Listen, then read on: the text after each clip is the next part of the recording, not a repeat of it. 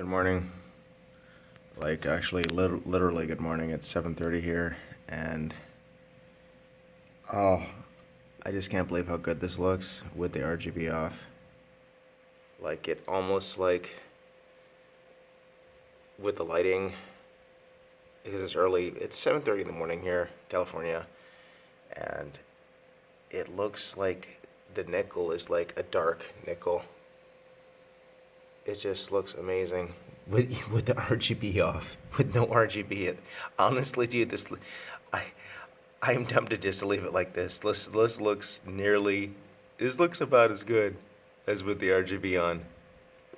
I can't believe I'm saying this, but this looks amazing with no RGB.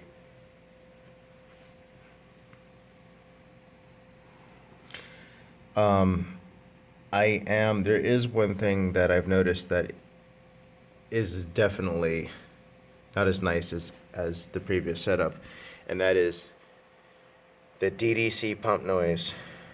It sounds like a fish tank. My system now sounds like a fish tank, whereas before it was basically nearly dead silent.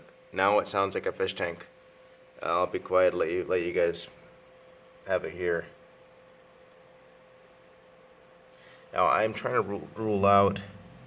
I know there's a subtle buzzing noise. I'm trying to rule out one of these fans running. I don't think the fans are running at a higher RPM because nothing's changed with them.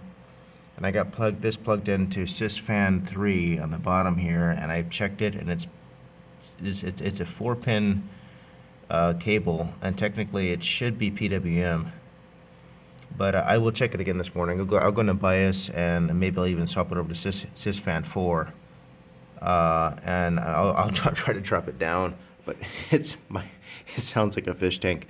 Other than it sounding like a fish tank, yeah. Oh man, it looks nice with RGB off. I took a lot of pictures.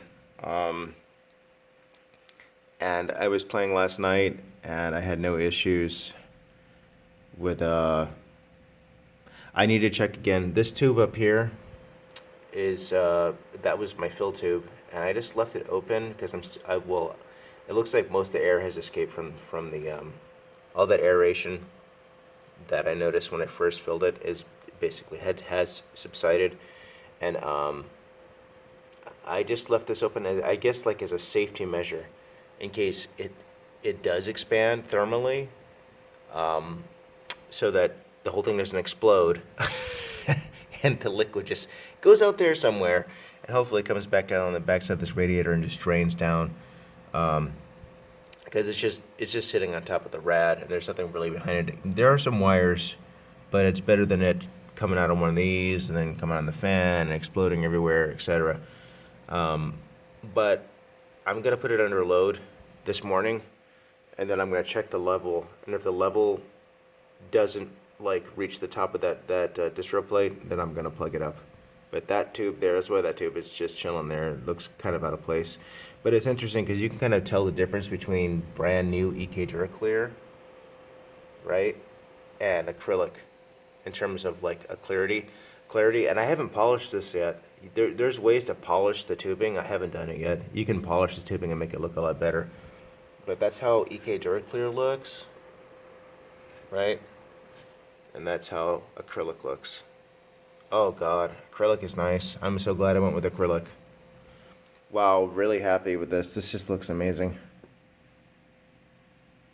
I will update my channel with some more gameplay vid. I intend to go through Shadow the Tomb Raider.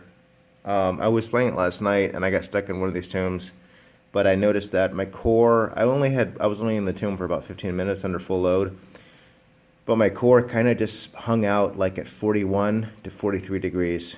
It didn't go past 43 degrees, but you know, I don't know if 15 minutes is enough time for adequate heat soak, but ambient was a little bit higher than average, I would say. So I'm hoping that GPU backplate, which is only affixed, well, it's touching the core. It's touching the core and it's touching both VRMs, both banks of VRMs. That's all the backplate's touching. The memory temps are fine. Memory temps didn't go over like 40. Memory temps didn't go over whatever the core was, at least on one of the banks. So mem temps are good, and that's why I love that those ICX sensors, man. They're worth their weight in gold. Whatever they weigh, they're worth their weight, man. They're worth it. And I can't believe people were complaining. the EVGA stopped making the XC2 because people didn't want to pay the $50 difference. Everyone was just getting the XC Ultra.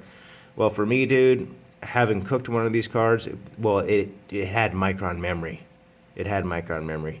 But being able to see your memory temps, especially if you take the water or take the factory air cooler off and put it under a water block, and wanting to know, wow, geez, I wonder if everything is connected to the water block correctly. Well, that's where those sensors really add a lot of value.